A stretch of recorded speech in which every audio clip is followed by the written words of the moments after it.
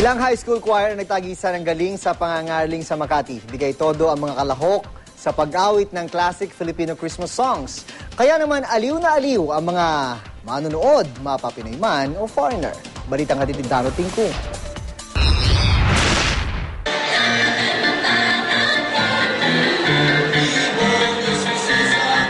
Ang nakatutuwang bersyon ng Kumukuti-Kutitap ng Fort Bonifacio High School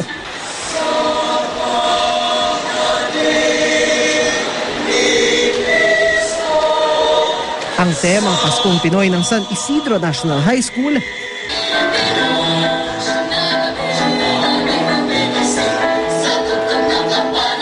at ang malabili na pangangaroling ng Pitogo High School. Ilan lang sila sa mga lumahok sa makulay at masayang Christmas caroling competition sa Makati. Ano ang kurot niya sa puso? Well, it's Christmas, no? And syempre, these are, songs that really appeal, no? To the spirit, no? To the heart. Kaya ang galing pang Las Piñas na si Aling Yoli, tears of joy ang namutawi nang marinig ang mga nangangaroling. Nakakaiyak kaya. Bakit nakakaiyak? Kasi ang sarap ng feeling, parang si Lord, yung ang bait-bait niya.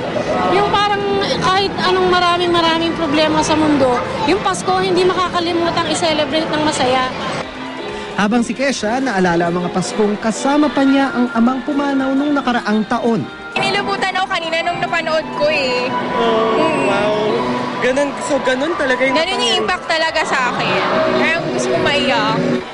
Natuwa rin ang Irish-Canadian na magkapatid na sina Roisin at Syra sa mga awiting bago sa kanilang pandinig. I think it's cool and good. Yeah? They did a pretty good job. Yeah. It's hard to choose from which one wins. Can you understand what they're singing? Not that much. Because I like the singing. You want to watch more of that?